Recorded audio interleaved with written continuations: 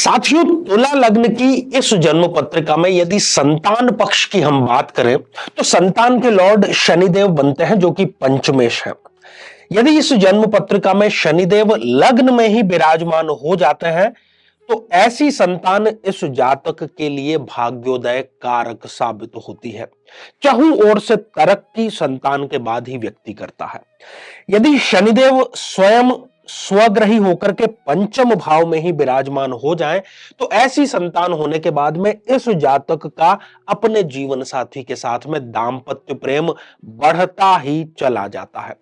तीसरी स्थिति, शनिदेव एक त्रिकोण के अधिपति होकर के दूसरे त्रिकोण में यदि बैठ जाते हैं, अत्यंत ही योग कारक स्थिति है।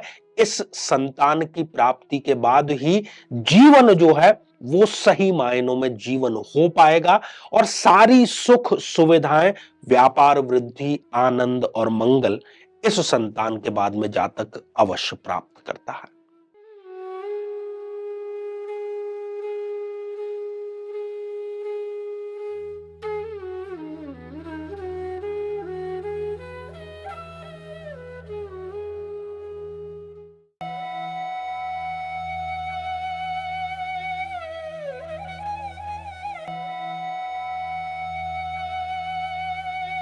तो मेरे बहुत ही प्रिय और बेहद सम्मानित साथियों, हृदय की असीम गहराइयों से अभिनंदन, बहुत बहुत हार्दिक स्वागत। साथियों, इन दिनों जो चर्चा है वो चर्चा हमारी चल रही है संतान पक्ष को लेकर के। जी हां, और इसमें भी जो सबसे बड़े दो महत्वपूर्ण प्रश्न है कि एक तो संतान कब होगी, इस पर हम चर्चा कर रहे हैं। दूसरा, संतान यदि हो गई है तो वो संतान कैसी होगी। साथियों, प्रत्येक लग्न के बारे में हम चर्चा कर रहे हैं और इसी क्रम में आज जो बारी है वो तुला लग्न की जन्म पत्रिका की बारी है। यदि आपने अभी तक अपने लग्न से संबंधित एपिसोड नहीं देखा है किसी कारणवश, तो यहां आई बटन में हम उसका लिंक आपको प्रोवाइड करा देंगे ताकि जाकर के आप उसको देख सके। तो तुला लग्न की यदि आपकी जन्म पत्रिका है तो तुला लग्न में संतान के जो कारक हैं वो बनते हैं स्वयं शनिदेव, क्योंकि वो पंचमेश है। ठीक है,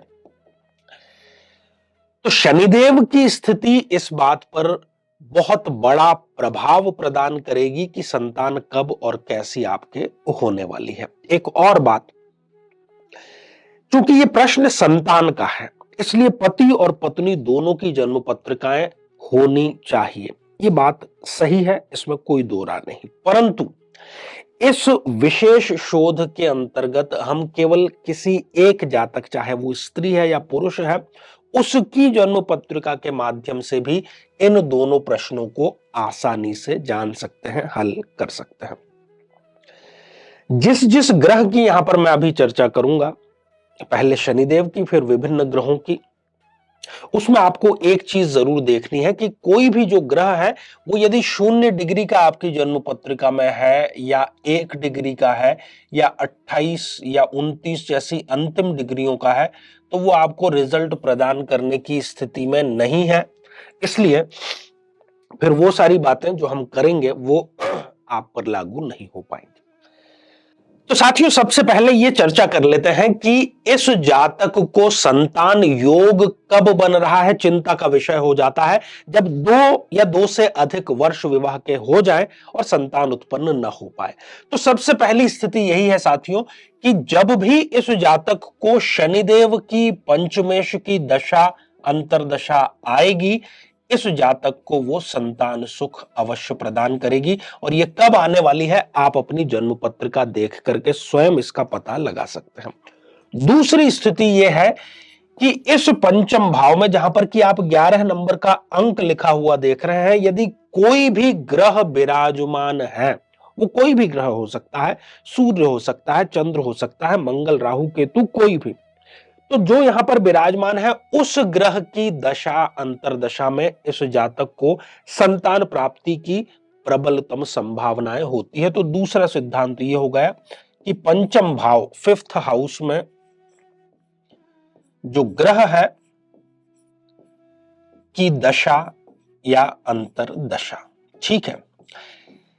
तीसरी और सबसे प्रबलतम और बहुत अच्छी संभावना यह है कि इस पंचम भाव पर यदि कोई ग्रह दृष्टिपात कर रहा है, कई स्थानों से दृष्टिपात हो सकता है। हम थोड़ा आसानी से इसको समझने का प्रयास करते हैं कि मान लीजिए यहां पर सूर्य देव विराजमान है और सूर्य यहां से पंचम भाव पर अपना दृष्टिपात जो है वो कर रहे हैं, तो सूर्य की दशा अंतर्दशा में इनको संतान अवश्य प्राप्त होती है। अब आपकी जन्म पत्रिका में ये आप किसी विद्वान का सहारा लेकर के जान सकते हैं कि पंचम भाव पर कौन से ग्रह की दृष्टि है। तो पंचम भाव अर्थात 5th हाउस पर दृष्टिपात वाला जो ग्रह है उसकी दशा अंतर्दशा में ये आपको संतान जो है वो अवश्य ही प्राप्त होती है। तो साथियों, हमने जान लिया कि संतान कब प्राप्त होगी, सबसे पहली ये बात हो गई।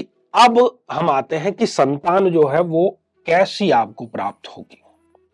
अब संतान कैसी है, अगर संतान नहीं हो रही है तो चिंता का विषय ये होता है कि संतान कब होगी, और संतान हो जाए तो ये चिंता का विषय होता है कि ये आज्ञाकारी होगी या नहीं। तो साथियों, संतान कैसी होगी, इसके उत्तर मोटे तौर पर केवल दो पक्ष है। या तो संतान आपके लिए सौभाग्यकारी होगी या फिर वो आपके लिए दुर्भाग्य लेकर के आएगी। अब कब वो सौभाग्यकारी होगी, कब दुर्भाग्यकारी होगी, इसको हम जान लेते हैं। और साथ ही ये जो यहां पर हम चर्चा कर रहे हैं, ये हम केंद्रित हैं प्रथम संतान के ऊपर, इसका आप विशेष ख्याल रखिएगा। तो शुरुआत करते हैं साथियों। यदि शनिदेव इस जन्म पत्रिका में लग्न भाव में विराजमान हो जाएं, अत्यंत ही शुभ स्थिति है, संतान के दृष्टिकोण से भी और इस जातक के दृष्टिकोण से भी। क्यों? क्योंकि एक त्रिकोण का अधिपति लग्न में, वो भी अपनी उच्च राशि में योग कारक होकर के विराजमान हो गया है। ये जो संतान इनको प्राप्त होगी, इस संतान के बाद ही इनका भाग्योदय होगा, इसके पहले इनका भाग्योदय हो ही नहीं सकता। बहुत बड़ा प्लस पॉइंट यहां पर। ये जो संतान इनको प्राप्त होगी, प्रथम संतान, वो इनके कुल का दीपक अवश्य साबित होगी, इसमें कोई दो राय नहीं है। वो इतनी तरक्की करेगी, इतनी प्रसिद्धि प्राप्त करेगी, इतना परोपकार करेगी कि दूर दूर तक खानदान में उसके आसपास भी कोई टिकने वाला नहीं होगा।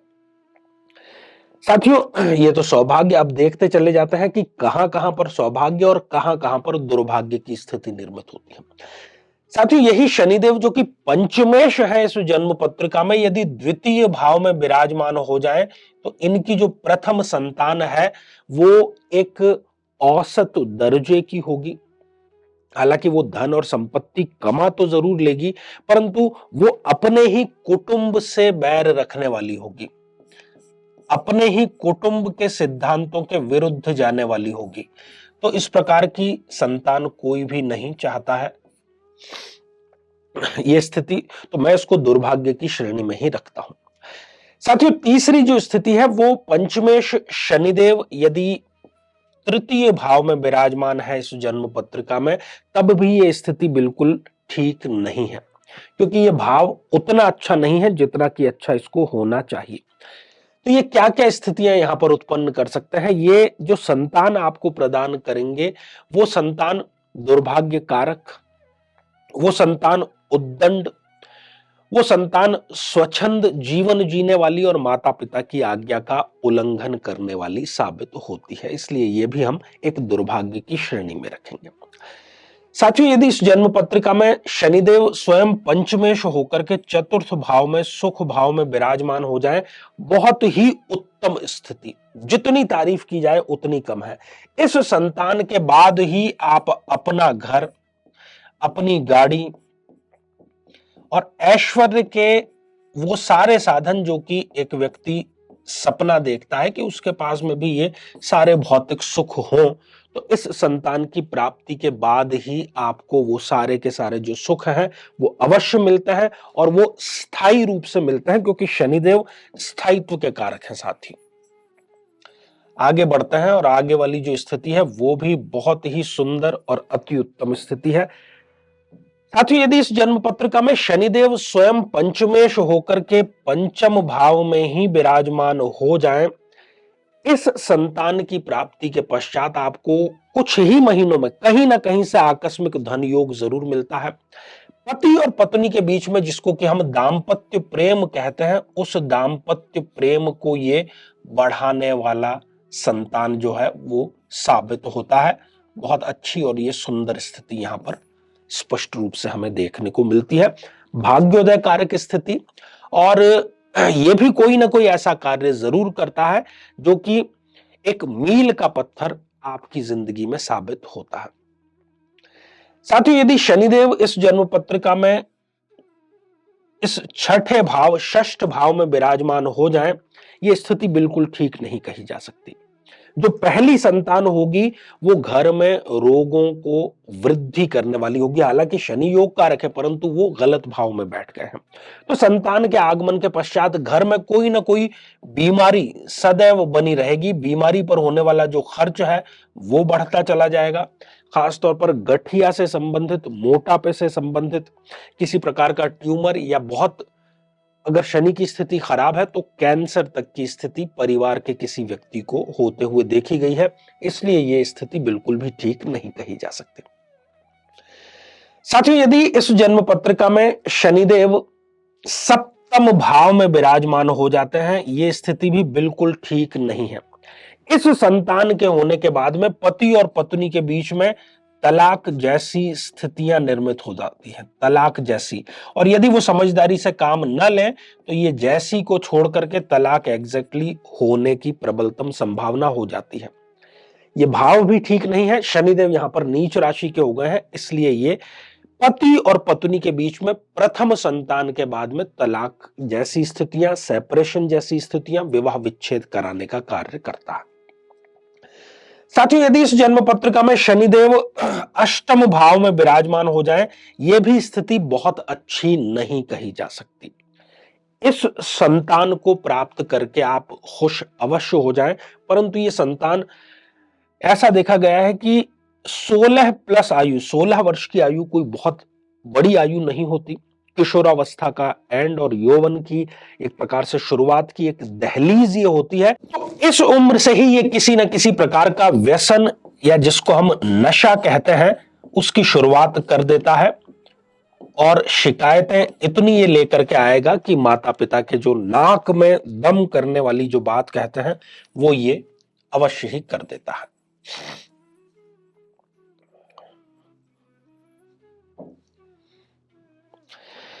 साथियों, यदि इस जन्म पत्रिका में शनिदेव भाग्य स्थान पर आकर के विराजमान हो जाते हैं, बहुत ही सुंदर, बहुत ही शुभत्व वाली स्थिति है। इस संतान की उत्पत्ति के पश्चात यदि आप नौकरी में हैं तो आपकी पदोन्नति अवश्य हो जाती है। और यदि आप अपने किसी व्यापार या व्यवसाय को कर रहे हैं तो उसमें कोई बहुत बड़ी बिजनेस डील आपको मिलती है, जिससे कि आपका जो बिजनेस है वो कई गुना एकदम से बढ़ जाता है। विदेश यात्राएं आप करते हैं और जीवन के जितने भी सुख हैं वो भाग्य उदय के कारण आप उसका उपभोग करते हुए स्पष्ट रूप से नजर आते हैं। साथियों, यदि यही शनिदेव चंद्रमा की राशि में यहां पर विराजमान हो जाए, कुछ मिले जुले ये परिणाम देंगे। पिता के लिए हालांकि ये भाग्योदय कारक स्थिति है, परंतु ये पिता के पैसों को बर्बाद करने वाली यहां पर साबित होगी। पिता तरक्की करेंगे, इस संतान के बाद में पिता कई गुना तरक्की करेंगे, पर उस तरक्की के पैसों को, उस तरक्की से कमाई गई संपत्ति को बहुत ही कम अवधि में ये जो संतान है ये किसी गलत कार्यों में लगा करके समाप्त करने का कार्य कर देती है। साथियों, यही शनिदेव यदि एकादश भाव में, आय के भाव में विराजमान हो जाएं, ये मिली जुली स्थितियां देगी। क्योंकि शनिदेव यहां से अपने ही घर को देख रहे हैं तो ये आकस्मिक धन इनको दे देगी। पति पत्नी के बीच में जो प्रेम है उसको भी बढ़ाने वाली ये साबित होगी। परंतु ये जो संतान है ये एजुकेशन में बहुत अच्छा नहीं कर पाएगी। अपने ही घर को देख करके ये व्यक्ति जो है वो ज्यादा तवज्जो देगा ही नहीं एजुकेशन को।